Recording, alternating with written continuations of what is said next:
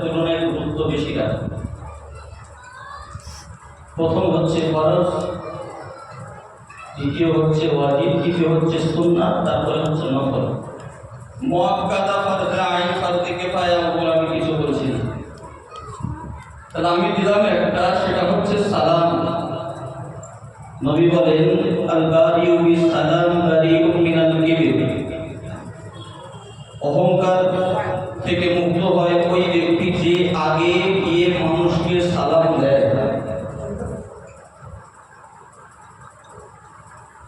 নবী করিম সাল্লাল্লাহু আলাইহি ওয়াসাল্লামের আরো অনেক হাদিস রয়েছে। আলা মান আরাফতা ওয়া মান লাম তারিফ, তুমি চেনো আর না চেনো, যখন কোনো মুসলমানের সঙ্গে দেখা হবে, দেখা মাত্রই তোমরা সালাম দেবে। সালাম দিয়ে কি হয়, ওই যে দুটো মুসলমানের মধ্যে সাক্ষাৎ হলো, এই দুটো মুসলমানের মধ্যে আল্লাহ আসমান থেকে রহমত নাযিল করতে থাকেন। বলুন সুবহানাল্লাহ। যারা এদিকে ওদিকে ঘোরাঘুরি করছেন চলে আসুন। আলহামদুলিল্লাহ আলহামদুলিল্লাহ নাহমাদুহু ওয়া নাস্তাঈনুহু ওয়া নাস্তাগফিরুহু ওয়া নু'মিনু বিহি ওয়া নাতাওয়াক্কালু আলাইহি ওয়া নাউযু বিল্লাহি মিন শুরুরি আনফুসিনা ওয়া মিন সাইয়্যাতি আ'মালিনা।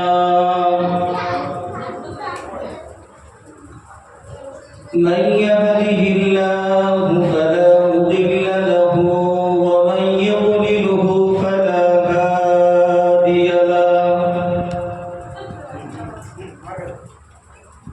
ونشهد أن لا إله إلا الله وحده لا شريك له.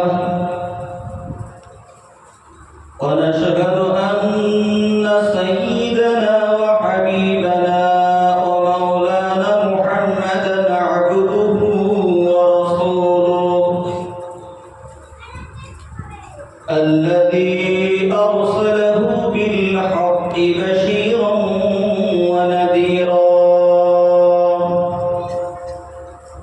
وداعيا إلى الله بإذنه وسراجا منيرا. فقد قال الله تعالى في شان حبيبه إن الله وملائكته يصلون على النبي يا أيها الذين آمنوا صلوا عليه وسلموا تسليما. اللهم صل على سيدنا وعلى آل سيدنا.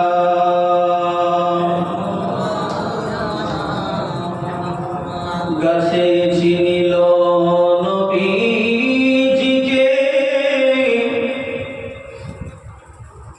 মাছে চিনিল নবীজির উম্মত হইয়া চিনিলাম না গো, চিনিল বনের হরিণী। আল্লাহুম্মা সাল্লি আলা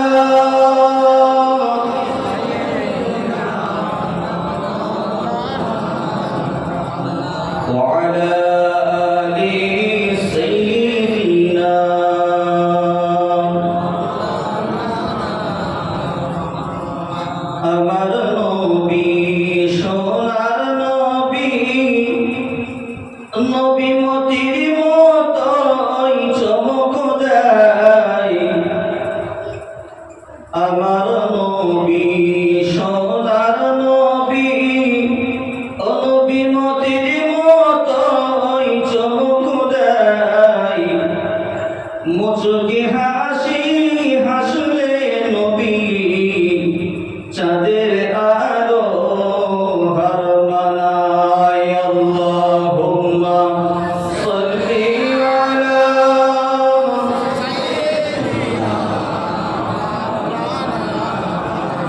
وعلى آله سيدنا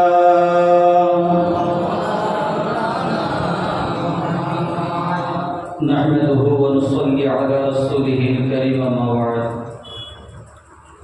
فقد قال الله تعالى في كلامه وما أرسلناك إلا رحمة للعالمين قال النبي صلى الله عليه وسلم بعثت لأتمم مكارم الأخلاق ومحاسن الأعمال أو كما قال عليه الصلاة والسلام সামনে বসে থাকা তিন দরদি নবী প্রেমিক আল্লাহওয়ালা বাবু ভাইরা, সমবয়সী বন্ধুরা, ছোট ছোট স্নেহের বেগুনা মাসুম বাচ্চারা, পর্দা নাশিনা ধার্মিকা আল্লাহওয়ালি মা ও বোনেরা, সকলকে জানাই আন্তরিক সালাম ও মুবারকবাদ। আল্লাহ রাব্বুল আলামিনের অসীম মেহেরবানি ও দয়া, যিনি আমাদের মতো গুনাহগারদেরকে বাছাই করে নিয়ে ছাঁটাই করে নিয়ে তামাম দুনিয়ার ফাহিশা গুনাহের কার্যাবলী থেকে হেফাজত করে পবিত্র ঘর মসজিদ একদিক থেকে জান্নাতের বাগান, আর একদিক থেকে হলো হিলাকুল যিকির, হাদিসের ভাষায় হিলাকুল যিকির, যেখানে আল্লাহ এবং তার রাসূলের কথা আলোচনা হচ্ছে, এদিক থেকেও একটা বেহেশতের বাগান। আচ্ছা বলেন, বেহেশতের বাগানে বেহেশতে কারা যাবে? বেহেশতিরা না দোজখীরা? জান্নাতে কারা যাবে? জান্নাতীরা না জাহান্নামীরা? জাহান্নামীদের জন্য কি কোনো জান্নাত আছে? না, জান্নাতীরা জান্নাতে যাবে। তা আল্লাহ মরণের পরে 100-এর মধ্যে 100 তো আশা রাখতে হবে যে আল্লাহ জান্নাত দেবে, কি তাই কি না? তা আল্লাহর দয়ার জান্নাতে যাওয়ার আগে দুনিয়ায় যেটা নবী বলেছেন জান্নাতের বাগান, সেখান থেকে একটু কাজ কাম জান্নাতের সব পরিকাঠামো দেখে নিতে হবে না? আচ্ছা বলেন, কেউ যদি রাজমিস্ত্রি না হয়, একটু কাজ না শিখে তার রাজমিস্ত্রির কাজের কন্ট্রাক্ট কি কেউ দেবে? তার আগে জানতে হবে, তারপরে তো তবে কন্ট্রাক্ট দেবে। ঠিক ওইরূপ ভাবে কেউ জান্নাতের ঘরের সঙ্গে সম্পর্ক রাখবে না, অথচ জান্নাতে যাওয়ার আশা করবে, এটা কোনোদিন হতে পারে না। না, ছোট্ট ছোট্ট কথায় দুটো কথা বোঝাবো আমি। সুর তো অনেক আমরা জীবনে শুনি, ছোট্ট ছোট্ট কথায় বোঝাবো। একটা জিনিস সব এসছি যেখান থেকে সবাই তো সব রকম বলেছে যে এই ওয়াজ করতে হবে, ওই ওয়াজ করতে হবে। আমি নিজে যে ওয়াজটা করবো সেটাই আমার বেরেন থেকে হবে। একটা জিনিস হচ্ছে, সুর যখন আমি দিতে যাবো, কোরআন হাদিস হয় না। কোরআন হাদিস বলতে গেলে, দুটো কথা বোঝাতে গেলে সুর ছাড়া বোঝাতে হয়। তবে এখনকার সময় যা শুধু ডাল তো মানুষের পেটে যাবেই না, একটু টমেটো, একটু আমড়া, যাই হোক তো দিতে হবে, তবে তো পেটে যাবে। সেটাও চেষ্টা রাখবো, তবে দুটো কথা বুঝতে হবে। না বুঝে আজকে আমাদের সমাজে ক্ষতি হচ্ছে কেন? আমরা ওয়াজ দিচ্ছি, বক্তা করি, যে বক্তার সুর ভালো, যে বক্তা গজল ভালো ভালো। তা গজল আমার থেকে আমার ভাইটা যে আগে ওয়াজ করছিল ভালো গজল করে, ওকে আমি গজল প্র্যাকটিস করিয়েছি, কিন্তু আমি অত ভালো গজল বলতে পারি না। কিন্তু ও যদি কোনো গজলে ভুল টান দেয়, আমি ধরে দেবো। কি হয়তো জানেন না যে কত বড় আলেম, হয়তো সেই ঘরের মুরগি ডালের সমান, ঘরকা মুরগি ডাল বরাবর। সারা পশ্চিম বাংলার মধ্যে যদি বা 10 জন আলেম থাকে, যার কাছে যদি বা ডিগ্রি খোঁজ করা হয়, সারা পশ্চিম বাংলার মধ্যে যদি 10 জন থাকে, তার মধ্যে ও হচ্ছে একজন। সুবহানাল্লাহ বলবেন না? সারা পশ্চিম বাংলায় যদি বা 10 জন থাকে, 10 জনের মধ্যে ওই হচ্ছে একজন। আমি হচ্ছি মাওলানা মুফতি গারি, আমার আর কোনো ডিগ্রি নেই। ও মাওলানা ডক্টর, মানে যাকে আরবিতে বলা হয় আদিম। আমাদের দেশের ডাক্তারগুলো তারা কি করে? কথাগুলো বুঝবেন ভালো করে। আমাদের দেশের যারা ডাক্তার মানে রোগীর চিকিৎসা করে, তার মানে কি, ও মানুষের দেহ নিয়ে এতটা চর্চা করেছে, ওই বিষয় নিয়ে গবেষণা করে সে ডাক্তার হয়েছে, দেহের ডাক্তার হয়েছে। যে আরবি শব্দ নিয়ে গবেষণা করে তাকে বলা হয় আরবিতে ডাক্তার, যেটা আরবিতে বলা হয় আরবি আদাব বা আদি। আর যাকে বলা হয় ডক্টর, আমরা নাম শুনিনি ডক্টর মিজানুর রহমান আজহারি, ওই যে ডক্টর, এটা এর ওপরে আসলে ঘরের ছেলে তো ওই জন্য ডালের সঙ্গে। তারপর হচ্ছে মুফাসসির, আমাদের দেশে খুঁজলে কটা মুফাসসির পড়া ছেলে পাওয়া যাবে? মুহাদ্দিস আমাকে চিনতে পারছি, সারা জুড়ে যেন আমার পিছনে আমি নামাজ পড়েছি ছোটবেলায়। সেই মুহাদ্দিস পড়া ছেলের সংখ্যা কম। দেখেন, হাদিস পড়া মাওলানা পড়লে হাদিস পড়ায় 6টা, সিয়াসিতা 6টা হাদিসের কিতাব পড়ায়, কিন্তু যখন মুহাদ্দিস পড়ে সিয়াসিতা বাদ দিয়ে আরো অতিরিক্ত হাদিসের কিতাব পড়ায় এবং প্রত্যেকটা হাদিসের গবেষণা তার করতে হয়, তবে সে মুহাদ্দিস হয়। তারপর হচ্ছে মুফতি বলতে কি, আমাদের দেশে যে জজ পাওয়া যায় না, কোর্টের জজ পাওয়া যায় না, যে বিচারের ফায়সালা শোনায়, তাকে আরবিতে বলা হয় মুফতি। ও এখন বর্তমানে মুফতি করছে। আমি চিন্তা করছি যে যদি বা সত্যি কথা বলছি, আমার ওখানে, আমি যেখানে হাওড়ায় থাকি, আমার ওখানে জলসায় যায়, তা ওখানে দেখি আমার থেকে ওর ভক্ত বেশি। আমার যারা ভক্ত, ওর ভক্ত দেখি না আরো বেশি। আমি দেখলাম হুজুর আপনার কাজ করতে হবে না, আপনার ভাইকে বলে দেবে। আবার ঘরে এসেছি, ও আর কেউ শুনতে যায় না, আমার দিকে তাকিয়ে রয়েছে। হয় ঘরের মুরগি ডালের সময় ওই জন্য প্রথমে করলাম। তা যাই হোক, আল্লাহ রাব্বুল আলামিন আমাদের অতিরিক্ত ভালোবেসে একটা পবিত্র মজলিসে বসার মতো তৌফিক দান করেছেন। সকলে সেই রবের শুকরিয়া একটু আদায় করার দরকার আছে না নেই? আছে। তাহলে একটু আল্লাহর শুকরিয়া আদায়ের জন্য বলি আলহামদুলিল্লাহ। আচ্ছা, সত্যি সত্যি খুশির সঙ্গে কি আমরা শুকরিয়া করলাম? খুশির আওয়াজ এইরকম পায় না। নবী মুসা আলাইহিস সালাম তিনি যাচ্ছেন তুর পাহাড়ে আল্লাহর সঙ্গে কথা বলতে। কেন?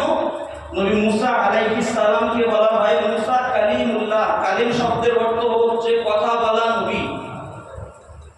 এই নবী মুসা আলাইহিস সালাম তিনি যাচ্ছেন আল্লাহর সঙ্গে কথা বলতে। এমন সময় রাস্তার ধারে একদল হাঁস তারা দাঁড়িয়ে রয়েছে।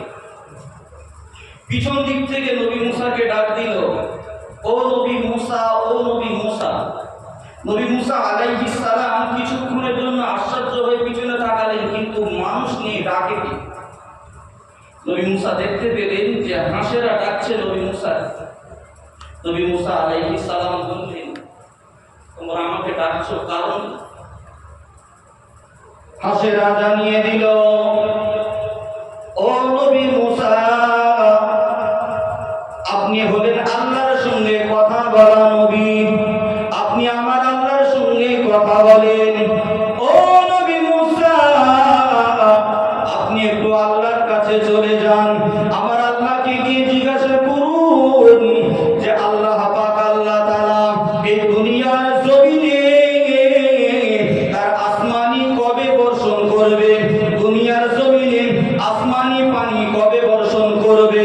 ও নবী মুসা, আমরা হাঁস দুনিয়ার জমিনে পানি পেলে আমরা আনন্দিত হই, পানি পেলে আমরা আনন্দে থাকি, পানি না পেলে আমাদের বড় কষ্ট হয়।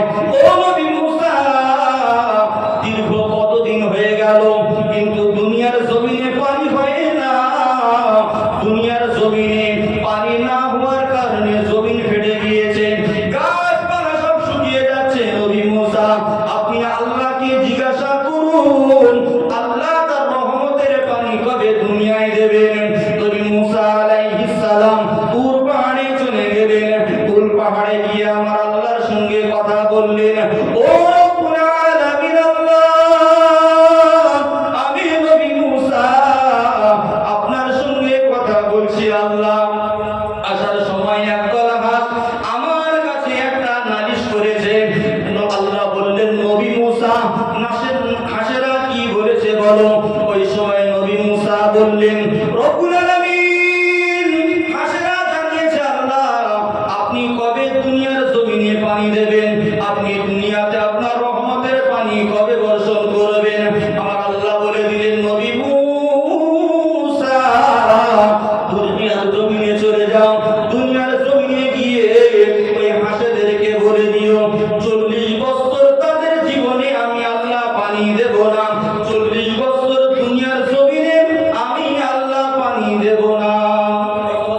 40 বছর পানি দেব না। আচ্ছা, সংবাদটা কি খুশির না দুঃখের? হ্যাঁ, আচ্ছা, আলহামদুলিল্লাহ বলে কখন? সুখের সময় না দুঃখের সময়? হ্যাঁ, সুখের সময়। সুখের দোয়া কি? আলহামদুলিল্লাহিল্লাযী বিনি'মাতিহি তাতিম্মুস সালিহাত। পুরোটা বললাম, যেটা আমরা শর্টে বলি আলহামদুলিল্লাহ, শর্টে বলি আলহামদুলিল্লাহ, আর পুরোটা হচ্ছে আলহামদুলিল্লাহিল্লাযী বিনি'মাতিহি তাতিম্মুস সালিহাত। যাই হোক, নবী মুসা হাসেদের কাছে এলো। হাসেরা বলল, নবী মুসা, আপনি আল্লাহর সঙ্গে তো কথা বললেন, আল্লাহ কি বললো? বলছে, আল্লাহ বলেছেন যে তোমাদের নসিবে 40 বছর পানি নেই। আচ্ছা, যদি বা 1 বছর খরা হয়, আসমানে যদি বা খরা হয়, আমাদের দেশের লোকেরা কি বলে বলে তো? আল্লাহর কাছে আর পানি নেই।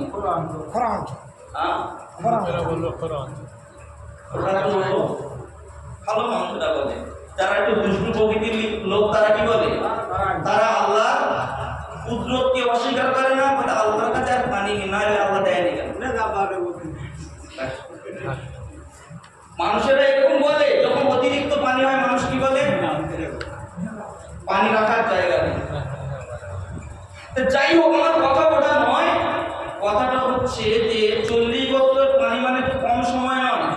আমার বয়স এখন 40 হয়, তার মানে কি 40 বছর জন্ম থেকে এতদিন পানি না পাওয়াটা কি খুব সহজের ব্যাপার? আল্লাহ রব্বুল আলামিন ওই কথাটা বলে দিলেন, হাসেদেরকে শুনিয়ে দিল নবী মুসাদের 40 বছর পানি হবে। হাসেরা যেই বলেছে নবী মুসা 40 বছর পানি হবে না, সঙ্গে সঙ্গে হাসেরা এক বাক্যে বলে উঠল আলহামদুলিল্লাহ। বলুন সুবহানাল্লাহ। চিন্তায় পড়ে গেল নবী মুসা, আরে দুঃখের খবর শোনালাম, 40 বছর ওদের বাজেটে পানি নেই, অথচ ওরা আলহামদুলিল্লাহ বলল। যে আলহামদুলিল্লাহ বলেছে না, সঙ্গে সঙ্গে আসমান থেকে পানি বর্ষণ হওয়া শুরু হয়ে গিয়েছে। আরেকটু জোরে বলুন। যেই বলেছে আলহামদুলিল্লাহ, সঙ্গে সঙ্গে আসমান থেকে পানি পড়া স্টার্ট হয়ে গিয়েছে। নবী মুসা আলাইহিস সালাম আশ্চর্য হয়ে গেলেন, আল্লাহ আমার মুখটা রাখলে তো? আমি যে বললাম 40 বছর পানি নিয়ে, ওরা তো এবার আমার মুখে থুতু দেবে, থুতু দেওয়া তো পারবে না। নবী মুসা তো এক্ষুনি বললো, আর আল্লাহর কথা কি কোনোদিন খেলাফ হয়? ইন্নাল্লাহা লা ইউখলিফুল মিয়াদ, ইন্নাকা লা ইউখলিফুল মিয়াদ। আল্লাহ ওয়াদার কোনো খেলাফ হয় না, আল্লাহ যেটা বলে সেটাই হবে।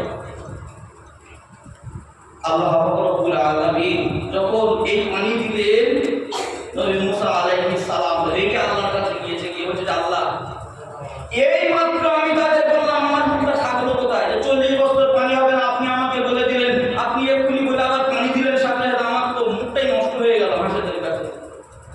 আল্লাহ বললেন যে তুমি যাও গিয়ে ওদের জিজ্ঞাসা করো ওরা কেন আলহামদুলিল্লাহ বলেছে। ওরা আলহামদুলিল্লাহ বলেছে কেন? ওদের 40 বছর পানি দেবো না বললাম, ওরা আলহামদুলিল্লাহ বললো কেন? খবরটা আমার দাও। হাসেদের কাছে এসে হাসেরা বলছে যে এই জন্য যে আমরা জানি যে আমরা ওই আল্লাহর রহমতের পানি না পেতে পারি, কিন্তু আমাদের বংশধর ছেলেপুলে যারা আসবে, আল্লাহ ওই রহমতের পানি তো আমার বংশধরেরা পাবে, এই জন্য আমরা আগে থেকে আল্লাহর শুকরিয়া আদায় করেছি। বলুন সুবহানাল্লাহ। আল্লাহর কাছে গিয়েছে, আল্লাহ নবী মুসা গিয়ে বলছে আল্লাহ, ওরা তো এই জন্য যে ওদের ছেলেপুলেরা আসবে তারা ওই পানি পাবে। আল্লাহ বলবেন যে যারা বকরি আমি আল্লাহ আমার শুকরিয়া আদায় করেছে, আমি আল্লাহ তাদের পানি কি আর না দিয়ে থাকতে পারি? ওদের 40 বছর বাজেটে পানি ছিল না, ওদের ওই বাজেট আমি আল্লাহ ক্যান্সেল করে দিয়েছি। ক্যান্সেল করে দিয়ে আমি আল্লাহ ওদের বাজেটের সঙ্গে সঙ্গে পানি দিকে দিয়েছি। বলুন সুবহানাল্লাহ। এজন্য আল্লাহ কোরআন বলেছে লাইন শাকারতুম লাযিদান্নাকুম। বান্দা অল্প পাও খুশি হও, আলহামদুলিল্লাহ বলো। অল্প পাও খুশি হও, আলহামদুলিল্লাহ বলো। দেখবেন অল্পেতে যে তুষ্ট হয়, খুশি হয়, তার সংসারে জীবনে যেন অভাব কোনোদিন হয় না। অভাব কোনোদিন তার সংসারে থাকতে পারে না। হ্যাঁ, হয়তো আপনার দিন খারাপ যেতে পারে, কুকুরের পেট যদি আল্লাহ চালাতে পারে, আমার পেটটাকে আল্লাহ চালাতে পারে না। কুকুরের তো কোনো এটিএম নেই, আমি তো এটিএমে টাকা না রাখলে, ব্যাংকে টাকা না রাখলে আমার তো চিন্তা হয় যে কি হবে কি হবে।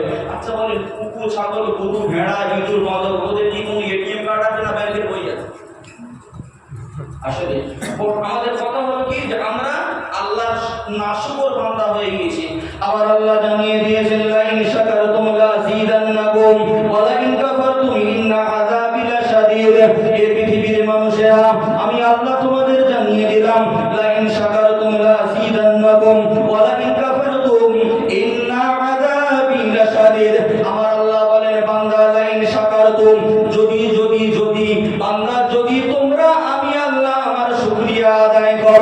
লাযীদান্নাকুম, আমি আল্লাহ আমার নিয়ামত তোমাদের জন্য ভরপুর করে দেব।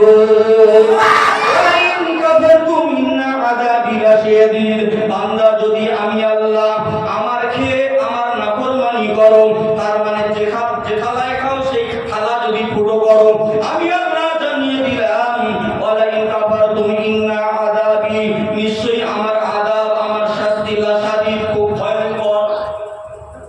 কি তুমি যদি আমি আল্লাহ আমার খেয়ে আমার নাফরমানি করো, মনে রেখো ইন্না আযাবি, ইন্না শব্দ ব্যবহার করা হয় কোন শব্দের দৃঢ়তা বোঝানোর জন্য, গুরুত্ব বোঝানোর জন্য।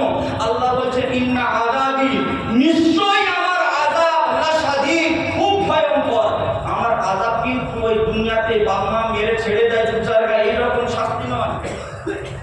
পাড়ার লোক ধরলো, একটুখানি গা হাত পা ফুলিয়ে দিল, এইরকম শাস্তি নয়। আমার আযাব হচ্ছে খুব ভয়ঙ্কর। আমি আল্লাহ যা ধরবো তারা কোনো ছাড়ার নাম নেব না। কেন? কিয়ামতের দিন আল্লাহ যাকে ধরবেন, আল্লাহ সেদিন হবেন এখন আল্লাহ কি রহমান রহিম, ওই জন্য আল্লাহ আমারও খেতে দেয়। যে আল্লাহ ডাকে না, আল্লাহ তার খেতে দেয় না? দেয় না। আমি নামাজ পড়ি, আল্লাহ আমার খেতে দেয়। যে নামাজ পড়ে না, আল্লাহ তার খেতে দেয় না? আচ্ছা, যে আল্লাহ মানেই না, আল্লাহ তাকে খেতে দেয়? একটা জিনিস বোঝার আছে, কুকুরের গোড়ায় কোনোদিন দড়ি মারা থাকে না, মুসলমান গরুর গোড়ায় দড়ি দেওয়া থাকে কেন? গরু হচ্ছে মালিকের পোষা জিনিস। ইমানদার বান্দা হচ্ছে তার মালিক রব আল্লাহর গুরুত্ব পাওয়া বান্দা। বাকি যারা রয়েছে ওরা হচ্ছে পিপিলিকা যখন মরে দানাগুলো কেটে পড়ে যায় না, না লেগে থাকে? পিপিলিকার ডানা কেটে পড়ে গেলে যেমন ওর কোনো গুরুত্ব থাকে না, সব বাড়ির মেয়েরা ছেলেরা ঝাঁটতে ফেলে দেয়, মারিয়ে চলে যায়। পৃথিবীতে ইমানদার বাদ দিয়ে বেঈমান বেদিন যারা রয়েছে ওরা হচ্ছে পিপিলিকার ডানার মতো, যতদিন উঠবে ততদিন ওদের দাম আছে। একবার কেটে পড়ে গেলে মানে কি, একবার শুধু খালি পটল তুলবে, তারপর ওদের খেল শুরু, তারপরে ওদের খেল শুরু হবে। আর কেউ বাঁচাতে পারবে না। কেন? আমার আল্লাহ বলেছেন আল্লাহর ধরা খুব কঠিন ধরা। হ্যাঁ, আপনি ভাবতে পারেন যে আমি তো নামাজ পড়ি আল্লাহ, তারপরেও আমার কষ্টে দেখি। বাদশাহ সুলতান মাহমুদ বিশাল বড় বাদশাহ ছিল। এই বাদশাহ সুলতান মাহমুদ ওনার দরবারে থাকতে একটা কাক আর ফকির। আচ্ছা, গল্পগুলো বলছি, খারাপ লাগছে না? আমি শুধুমাত্র যে আমাদের নিজেদের আগেরাতের জন্য আমি বস করছি, আমার জন্য, কারোর জন্য না। যে শুনবে তার লাভ হবে। বাদশাহ সুলতান মাহমুদ বিশাল বড় বাদশাহ ছিল। এই বাদশাহ সুলতান মাহমুদ গজনবী ওনার দরবারে থাকতো একটা কাক আর ফকির। কাকটাকে সবসময় খাবার দিয়ে, তার যে লোকেরা রয়েছে সবসময় খাবার দিয়ে পেট ভরিয়ে দিত, ফকিরের খেতে দিত না। কেন? এটা হচ্ছে বাদশার নির্দেশ। বাদশার নির্দেশ যে ফকিরকে খালি পেটে রাখবে, হাফ পেটে খাওয়াবে, সবসময় ভর পেট খাওয়াবে না। আর কাকটাকে সবসময় ভর পেট খাওয়াবে। কিন্তু দেশের জনগণ কি আর সব একরকম হয়? বাদর মার্কা অনেক রকম থাকে। তা বাদশার দরবারে অনেক বাদর মার্কা লোক বসে থাকে, ধরছে জানাবা না। তার মনে মনে ভাবছে যে বাদশা কেমন যেন একটা বেইনসাফি বাদশা, বাদশার কোনো ইনসাফ নেই। ফকির যার ডাক শুনলে জান ঠান্ডা হয়ে যায়, তাকে খেতে দেয় হাফ পেটা। আর কাক যে ডাকলে মানুষ ঢিল নিয়ে জুতো ছুঁড়ে মারে, যার মসজিদে জুতো জোটে, তাকে ভরপেট খেতে। বাদশা বুঝতে পারলেন আমার দরবারের মধ্যে কোন একটা কানা ঘোষা চলছে। বাদশা বললেন, দেখো তোমাদের মনের ভিতরে কোনো হয়তো একটা প্রশ্ন জেগেছে, আমি একটু উত্তর দেবো। কি বলছে? হ্যাঁ বলেন। তোমাদের প্রশ্ন হচ্ছে যে ফকিরকে হাফ পেটা খেতে দিই আর কাককে কেন খেতে দিই না, এই তো? বলছে হ্যাঁ। শোনো, আমি যদি বা কাকটাকে হাফ পেটা খেতে দিই, ও কা কা কা কা কা কা করে ডাকবে, আমার মাথা খারাপ করে দেবে, আমি বিচার ব্যবস্থা ভালো করতে পারবো। ফকিরকে যদি আমি হাফ পেটা খেতে দিই, ও কুহু কুহু করে মিষ্টি সুরে ডাকবে, ওর মিষ্টি সুরটা আমার ভালো লাগবে, আমি বাদশা, আমার বিচার ব্যবস্থা পরিচালনা করতে সুবিধা হবে। মুসলমানেরা আমার, পৃথিবীর জমিনে আল্লাহর যারা ইমানদার বান্দা রয়েছে তারা হচ্ছে কোকিলের মতো। কিসের মতো? কোকিলের মতো। আল্লাহ ইমানদার বান্দাদের কষ্টের মধ্যে রাখে। এই পৃথিবীর মানুষরা একবার চিন্তা করে দেখেন, একবার ভালো করে ভেবে দেখেন, আমি কত বড় ইমানদার। আল্লাহ কেন আমার মুসিবতের মধ্যে ফেলবেন না? আল্লাহ কেন আমার পরীক্ষা নেবেন না? কেননা পরীক্ষা তো আল্লাহ ইমানদারদের নেবেন।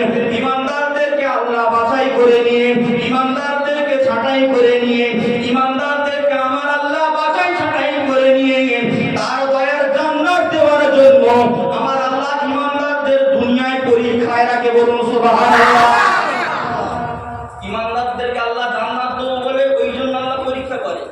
জান্নাত যদি আল্লাহ না দেওয়ার ইচ্ছা করতো, পরীক্ষা আল্লাহ করতো না। আচ্ছা, আপনি বলেন পৃথিবীতে আমরা যাকে ভালোবাসি বুকে আঁকড়ে রাখতে চাই না?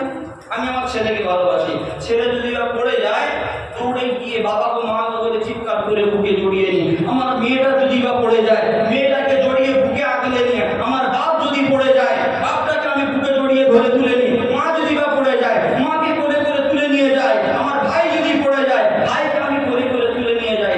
এটা হচ্ছে আমাদের সেফাত, আমাদের গুণ। আর আল্লাহ সেফাত কি জানে?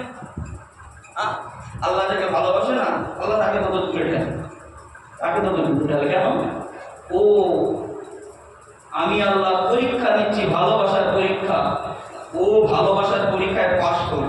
নবী ইব্রাহিম আলাইহিস সালাম আল্লাহ ভালোবাসেন, নমরুদের আগুনে ফেললো। আল্লাহ ভালোবাসেন, সমুদ্রেতে ডুবিয়ে দিল নমরুদের লোকেরা। সমস্ত নবী, আচ্ছা বলেন পৃথিবীতে নবীদের থেকে ভালো কেউ আছে?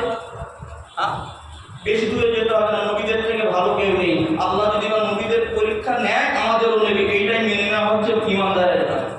কথা বুঝতে পারেন? কারণ ইমান নবীদের থেকে ভালো মানুষ, নবীদের থেকে এক নাম্বার মানুষ। আর তাম পৃথিবীতে সমস্ত নবী রাসূল বলে পাল্লাটা যদি বা একদিকে চাপিয়ে দেওয়া হয়, নবী মুহাম্মদ সাল্লাল্লাহু আলাইহি ওয়াসাল্লামকে যদি বা গাড়ি পাল্লার একদিকে চাপিয়ে দেওয়া হয়, পাল্লাটা তোলার ক্ষমতা দুনিয়ার মানুষের নেই। আল্লাহ যদি তার কুদরতি হাতে ওই নবীদের পাল্লাটা ভারী করে, আমার নবীর পাল্লা যেদিকে ওই পাল্লাটা ভারী হয়ে যায়, বলুন সুবহানাল্লাহ। আমাদের নবীকে কি পরীক্ষা দিতে হয়নি? তায়েফের ময়দানে পাথর মেরেছে, উহুদের ময়দানে, তায়েফের ময়দানে বাচ্চারা পাথর মেরেছে, উহুদে দামমান শহীদ হয়েছে, অনেক যুদ্ধে নবীর অনেক ক্ষতি হয়েছে। নবীর চাচাকে হত্যা করেছে, কিন্তু তারপরেও নবীর সবগুলো পরীক্ষা দিয়েছেন। নবী সব পরীক্ষা দিয়ে বাদ দিয়ে একটাই মাত্র বন্ধুকে পছন্দ করে নিয়েছেন, সেটা হচ্ছে আমার আল্লাহ। নবী বলেন তাম পৃথিবীর যত নবী রাসূল রয়েছে আল্লাহ রাব্বুল আলামিনকে খুশি করার জন্য সমস্ত নবী রাসূলগণ সব কিছু করেছে। আল্লাহকে খুশি, যে আল্লাহ তুমি যাতে খুশি আমি আদম তাতে খুশি, আল্লাহ তুমি যাতে খুশি আমি ইব্রাহিম তাতে খুশি, আল্লাহ তুমি যাতে খুশি আমি মুসা তাতে খুশি। আল্লাহ বলেন হাবিব মুহাম্মদ তুমি যাতে খুশি আমি আল্লাহ তাতে খুশি, বলুন সুবহানাল্লাহ। এটা হচ্ছে আমাদের নবী হচ্ছেন কি? রাসূল। আচ্ছা বলেন পৃথিবীতে মতান্তর আমি যাচ্ছি না, যত নবী রাসূল আল্লাহ পাঠিয়েছেন, যত নবী রাসূল, কত নবী রাসূল পাঠিয়েছেন মতবিরোধ থাকতে পারে সেটা আলাদা। যত নবী রাসূল আল্লাহ পাঠিয়েছেন সমস্ত নবী কিন্তু সমস্ত নবী রাসূল নয়। কি বললাম? সমস্ত নবী কিন্তু সমস্ত নবী রাসূল নয়। রাসূল হচ্ছে হাতে গোনা। হাদিসের মধ্যে এসেছে রাসূলের সংখ্যা হলো 313 অথবা 315। তবে বিখ্যাত কয়েকটার নাম বলি। আদম সফিউল্লাহ, আদম হচ্ছে রাসূল, কিন্তু তার শেষে রাসূলুল্লাহ নেই। আদম রাসূল, শেষে রাসূলুল্লাহ নেই। ইব্রাহিম রাসূল, ইব্রাহিমে কিন্তু রাসূলুল্লাহ নেই। মুসা রাসূল, মুসার শেষে রাসূলুল্লাহ নেই। ঈসা রাসূল, ঈসার শেষে রাসূলুল্লাহ নেই। আমাদের নবী হলেন রাসূল, মুহাম্মদ হলেন রাসূল, কিন্তু আমাদের নবীর শেষে রাসূলুল্লাহ, বলুন সুবহানাল্লাহ। রাসূল আর রাসূলুল্লাহর পার্থক্যটা কি? রাসূল বলা হয় ওকে যিনি আল্লাহ থেকে নিয়েছেন উম্মতকে দিয়েছেন, আর রাসূলুল্লাহ বলা হয় ওনাকে যিনি আল্লাহ থেকে নিয়েছেন উম্মতকে দিয়েছেন, নবীদেরকে দিয়েছেন, কুল মাখলুকাতকে দিয়েছেন, বলুন সুবহানাল্লাহ। রাসূলুল্লাহ দুটোর মধ্যে পার্থক্য আছে। রাসূল আল্লাহ থেকে নিয়ে শুধু উম্মতদের দিয়েছে, যা আমার উম্মতকে এই করো। আর নবী, আমাদের নবী, ওই জন্য আমাদের নবীকে বলা হয় না যে আমাদের নবী হলেন তামাম জগতের জন্য নবী, তামাম জগতের জন্য। আচ্ছা নবী কতটা এরিয়ার জন্য নবী আপনি জানেন কি? আমাদের নবী কতটা এরিয়ার জন্য নবী? আল্লাহ তিনি যতটা এরিয়ার রব, আল্লাহ তিনি যতটা এরিয়ার আল্লাহ, আমাদের নবী তিনিও হচ্ছেন ততটা এরিয়ার নবী। বাংলা কথা বলেন, ধরে নেন আল্লাহ যদি হয় এই মসজিদের আল্লাহ, আমাদের নবী হচ্ছে এই মসজিদের আল্লাহ। যদি হয় দক্ষিণ 24 পরগনা, নবীও হচ্ছে দক্ষিণ 24 পরগনা। আল্লাহ যদি হয় তামাম পৃথিবী, নবী হচ্ছে তামাম পৃথিবীর আল্লাহ। যদি হয় 7 আসমান 7 জমিনের, নবীও হচ্ছে 7 আসমান 7 জমিনের আল্লাহ। যদি হয় পুরো আয়নাতের সব এক, আর নবী হচ্ছে কায়নাতের সবার। বলুন সুবহানাল্লাহ। এমন হচ্ছে শানওয়ালা মানওয়ালা নবী। আমি বলতে বলতে এসেছিলাম যে লাইন শাকাতুন লাযিদান্নাকুম, তাই না? বলে যায় না। আচ্ছা বলেন, শুকরিয়া আমরা করি ঠিকঠাক? আল্লাহ শুকরিয়া বলছিলাম যে আল্লাহ শুকরিয়া যদি বা কেউ আদায় করে, আল্লাহ তার কোনো দিনের জন্য অভাবে রাখবে না। বাদশাহ সুলতান মাহমুদ উনি বলছেন, দেখো ইমানদার বান্দা তারা হচ্ছে কোকিলের মতো। ইমানদার বান্দা তারা ভাত পেটা খাবে, সকালে খাবে বিকালে খেতে পারবে না, থাকবে অনেক সময় খেতে পারবে না। আল্লাহ রব্বুল আলামিন ওই ইমানদার বান্দাদেরকে ভাত পেটা খালি পেটা দুঃখের মধ্যে কষ্টের মধ্যে রাখে, এই জন্য যে ইমানদার বান্দার ডাকটা আল্লাহর বড় ভালো লাগে। বলা যাবে না সুবহানাল্লাহ? কলিজার টুকরা মুসলমানেরা আমার, ওগো আমার আব্বাজান ভাইরা মায়েরা বোনেরা, মাথায় রাখুন বিশ্ব নবী মুহাম্মদুর রাসূলুল্লাহ সাল্লাল্লাহু আলাইহি ওয়াসাল্লামের সাহাবারা তারা ঈমানের পরীক্ষা দিয়েছেন। নবী আমার আল্লাহর পরীক্ষা দিয়েছেন। ও বাবাজিরা ভাইরা, পৃথিবীর জমিনে কাকের মতো হচ্ছে পৃথিবীর কাফেরেরা।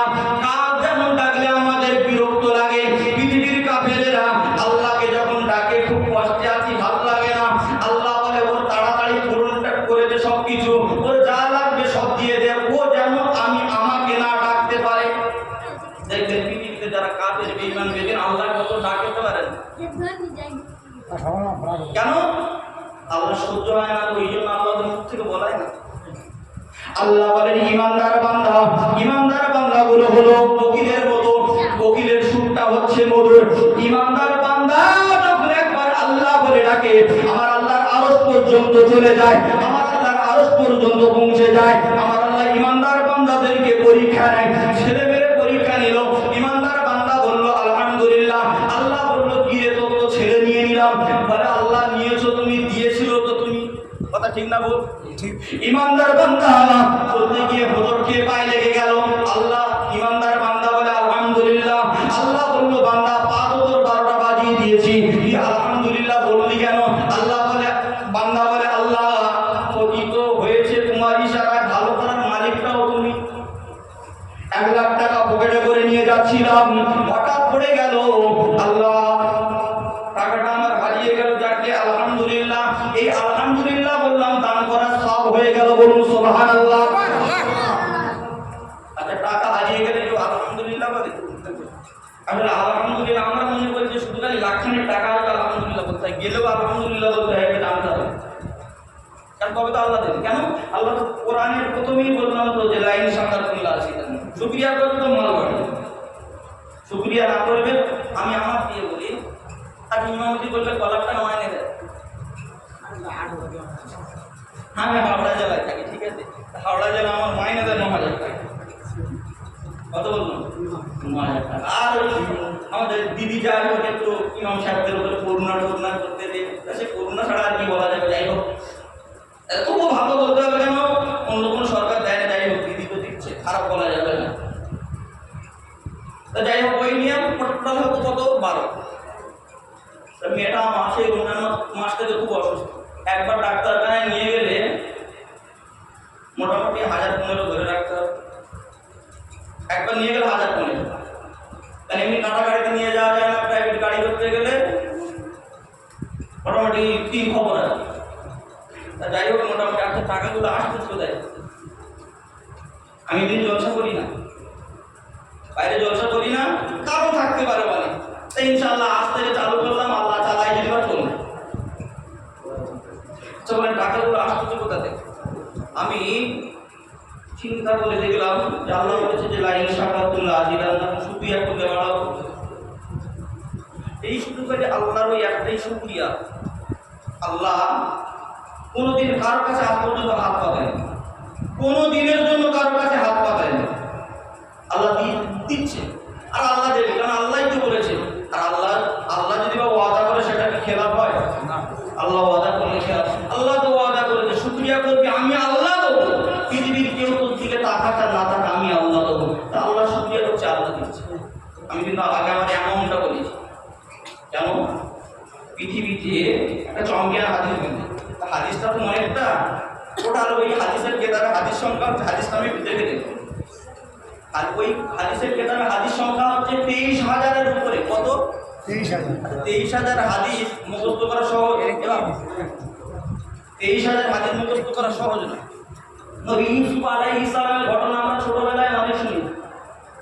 এই নবী ইউসুফ আলাইহিস সালাম উনি ঢুকেছিলেন জেলের মধ্যে কিভাবে?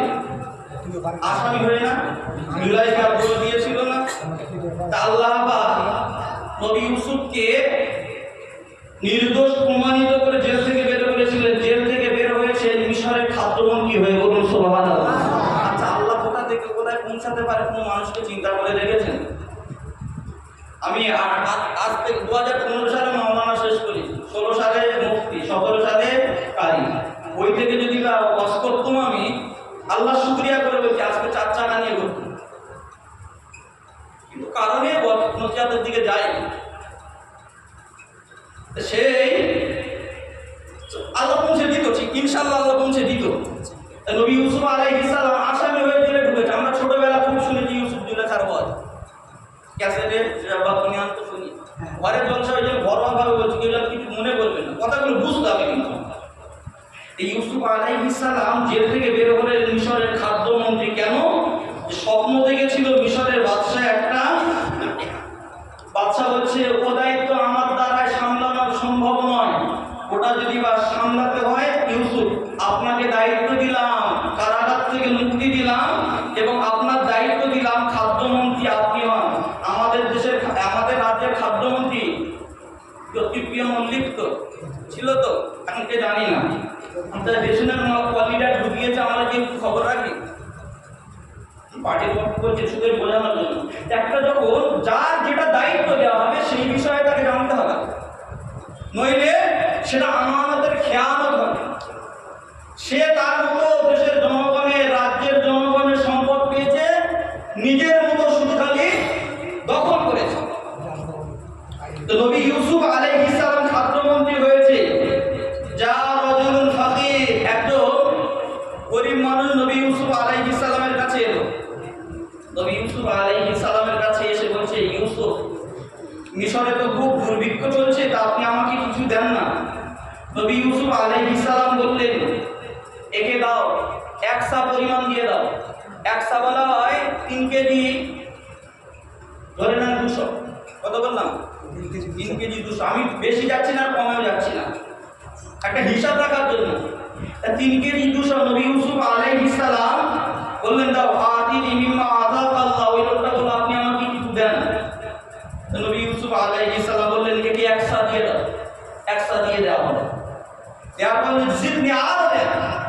আচ্ছা, দুর্ভিক্ষের সময় একবার দিয়েছে, আবার যদি বা চায় দিমাগ গরম হবে না? দিমাগ গরম না করে নবী ইউসুফ আলাইহিস সালাম বললেন, একে আরো 1 সা দাও, মানে আরো 3 কেজি 200 দাও। আর একটা 3 কেজি 200 দিন দেওয়ার পরে বলছে যে জিদনি আবার দেন।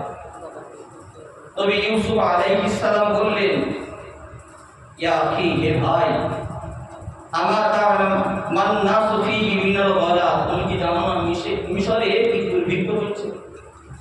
আমি যদি বা তোমাকে এক এক করে তোমাকে 9 কেজি দিয়ে দিই, তার অন্য জনগণকে আমি কি দেবো?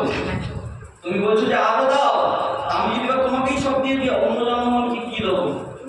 কলিজার টুকরা মুসলমানেরা আমার, ওই সময় যুবক ছেলেটা বলল, লাউ আলিমতা মান আনা, কি বলছে? লাউ আলিমতা মান আনা লাউদাইতানি। ও কলিজার টুকরা মুসলমানেরা, কথাটা মাথায় রাখেন।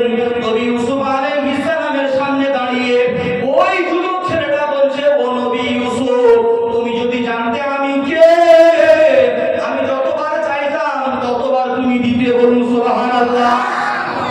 আমি যতবারই চাইতাম ততবার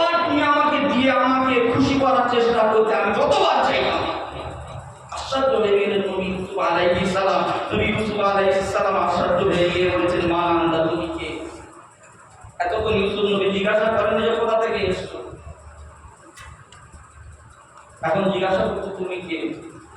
কলিজার টুকরা মুসলমানেরা আমার, ওই সময় যুবক বললেন আনাল্লাযী শাহিদা লাকা মিন বিল বারাতি মিন তুহমাতি যুলাইখা জাওজাতিল আজিজ। ওই সময় যুবক ছেলেরা বলছে, ও ইউসুফ, তুমি জানো না আমি কে? আমি বললাম সেই ছেলে জুলাইখা যেদিন তোমার বদনাম দিয়েছিল, ঘরের ভিতরে তোমাকে বন্দী করেছিল, তোমার পবিত্রতার সাক্ষী দিয়েছিল একটা বাচ্চা দোলনায় শুয়ে থাকা ছেলে। সেই ছেলেটা দোলনায় শুয়ে থাকা ছেলে অন্য কেউ নয়, সেই দোলনায় শুয়ে থাকা ছেলেটা হচ্ছি আমি। কি দোলনায় সেদিন শুয়ে থেকে যে ছেলেটা যে আপনি নির্দোষ যে বলেছিল, সেই ছেলেটা আমি, আজকে যুবক হয়েছি। ওই জাতগুলা মুসলমানেরা আমার, ওগো আমার আব্বাজান ভাইয়েরা মনে রাখুন, ওই সময় নবী ইউসুফ আলাইহিস সালাম বললেন, ফামারালাহু ইউসুফ, ইউসুফ আলাইহিস সালাম আদেশ দিলেন বিমিয়াতি ইলাফ মিনাল কামহি ওয়া মিয়াতু দিনার।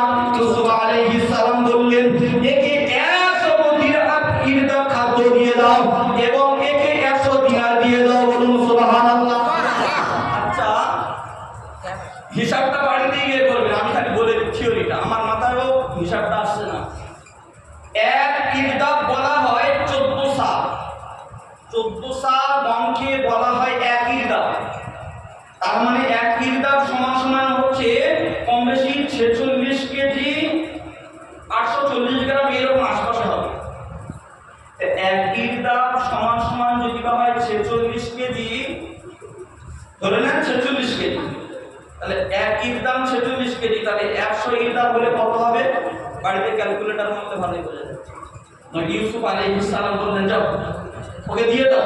ও কেন? ও আমি যে পবিত্র, আমি যে দোষী নয়, আমি কোনো দোষ করিনি, জুলাইখা এত কিছু সব সাজেশ করেছে, ওই আমার পবিত্রতার বর্ণনা দিয়েছিল। যাও আজকে ওকে 100 ইরদাম দিয়ে দাও এবং 100 দিনার দিয়ে দাও। কথাটা এর পরেরটা হচ্ছে মনে রাখা হচ্ছে, এতক্ষণ পর্যন্ত এটা হচ্ছে ঘটনা। আল্লাহ ইউসুফ, আল্লাহ রাব্বুল আলামিন নবী ইউসুফ আলাইহিস সালামের কাছে ওহী নাযিল করে দিলেন। আল্লাহ বললেন, ইউসুফ রে, আমি আল্লাহ জানিয়ে দিলাম তোমার একবার সাক্ষী দেওয়ার জন্য তুমি যদি বা তাকে এত দিয়ে থাকো, 100 দিনার দিলে, 100 ইরদাম খাদ্যটাকে দিয়ে দিলে, ও ইউসুফ মনে রাখো, আমি আল্লাহ জানিয়ে দিলাম মান শাহিদা লি বিল্লাইলি ওয়ান নাহারি ওয়াস সাবাহি ওয়াল মাসাহি বিল ওয়াহদানিয়া। ও ইউসুফ, আমার যে বান্দাটা সকালবেলা নামাজে দাঁড়িয়ে গেল, সুবহানা রাব্বিয়াল, সুবহানাকা আল্লাহুম্মা বিহামদিকা, আবার রুকুতে গেল, সুবহানা রাব্বিয়াল আযীম, সিজদায় গেল, সুবহানা রাব্বিয়াল আলা, দুপুরে নামাজে দাঁড়িয়ে গেল, সুবহানাকা আল্লাহুম্মা, আবার রুকুতে গেল, সুবহানা রাব্বিয়াল আযীম, সিজদায় গেল, সুবহানা রাব্বিয়াল আলা, আবার আমার ওই বান্দাটা আসরে দাঁড়িয়ে গেল, মাগরিবে দাঁড়িয়ে গেল, ইশায়ও দাঁড়িয়ে গেল। ও ইউসুফ, তোমার একবার সাক্ষী দেওয়ার জন্য তুমি যদি বা তাকে এত দাও, আর আমার যে বান্দাটা সকাল সন্ধ্যা দুপুরে বিকালে আমি আল্লাহ আমার গুণগান করে, আমি আল্লাহ ওকে কতই দেব তুমি চিন্তা করে বলো। বলুন সুবহানাল্লাহ। বলো আমি আল্লাহ তাকে কত দেবো? যে সকালবেলা আমার সুবহানাকা আল্লাহুম্মা দোয়া শোনা পড়ে না আমাদের নিয়তে, ওটাকে সুবহানাকা, সুবহান কার নাম? আল্লাহর গুণবাচক নাম, আল্লাহর গুণগান করা। তা তোমার গুণগান করেছিল, তুমি পবিত্র, একবারে এত দিয়েছো, তাহলে যে আমার বান্দাটা দিনে 5 বার গুণগান করে, আমি আল্লাহ তাকে পাবো। শেষে আরেকটা হাদিস রয়েছে, আমি আর ওটা বলছি না, আমার মূল বক্তব্য যেটা সেটা আমি বলবো। যাই হোক, আমার শোনা চার বন্ধুরা, বাপের, আমার ভাইরা, অল্পতে খুশি, এর মধ্যে অনেক মজা, অনেক শান্তি রয়েছে। এই হাদিসটা শুনে কি বুঝতে পারলাম? আল্লাহর গুণবাচক নাম।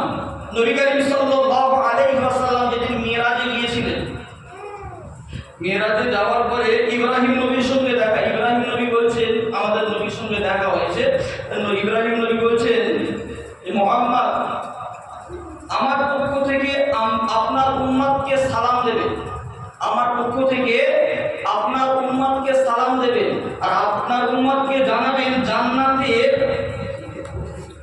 তিবাতুত তুরবা, জান্নাতের মাটি হচ্ছে খুব ভালো মাটি। আচ্ছা, ভালো মাটিতে ফলন ভালো হয় না কম হয়? হ্যাঁ, জান্নাতের মাটি ভালো। নবী বলতেন ওদেরকে বলো ওরা যেন জান্নাতে গাছ লাগায়। চারটে কলমা বলে, একটা হচ্ছে কি সুবহানাল্লাহ, আলহামদুলিল্লাহ, লা ইলাহা ইল্লাল্লাহ, আল্লাহু আকবার। তারা যেন বেশি বেশি করে এই কলমাটা পড়ে। এইটা যত বেশি পড়বে জান্নাতে ওদের জন্য গাছ লাগানো হবে। ওদের গাছের সবথেকে ছোট বড় ফল হবে জান্নাতের 500 বছর গেলে যতটা বড় হয় তত বড় হচ্ছে একটা ফল। বলুন সুবহানাল্লাহ। যাই হোক, আসুন আমরা একটু দাঁড়িয়ে সালাম পড়ে নিই নবীর উপরে। ইয়া নবী সালামুন আলাইকা ইয়া রাসূল, সালামুন আলাইকা ইয়া হাবিব, সালামুন সালাওয়াতুল্লাহ বারাই রবিউল আউয়ালে এলেন মামি ইনার কোলে, দরবারে দুই হাত তুলে কাঁদিলেন উম্মতি বলে। ইয়া নবী সালামুন আলাইকা ইয়া রাসূল, ইয়া হাবিব, সালামুন সালাওয়াতুল্লাহ।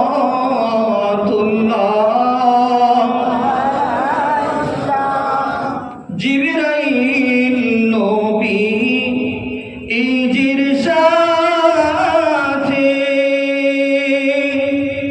মিরাজের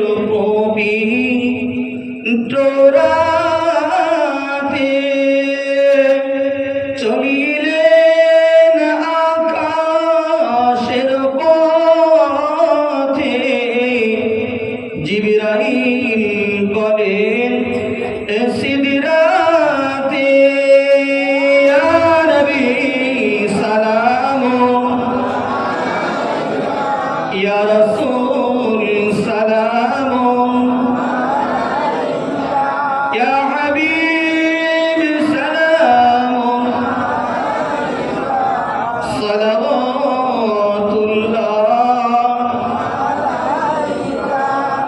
নবী গো আমি আর ও যাব না, গেলে কি হবে এ শোনেন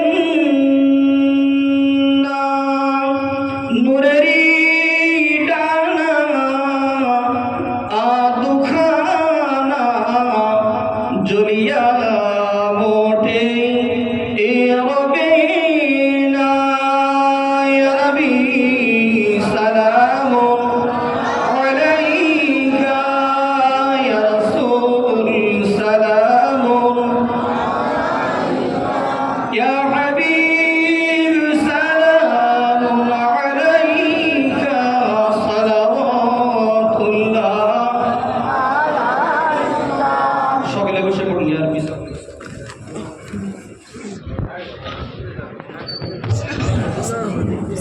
بلغ العلا بكماله، كشف الدجى بجماله، حسنت جميع خصاله، صلوا عليه وآله. اللهم صل على سيدنا مولانا محمد وعلى آله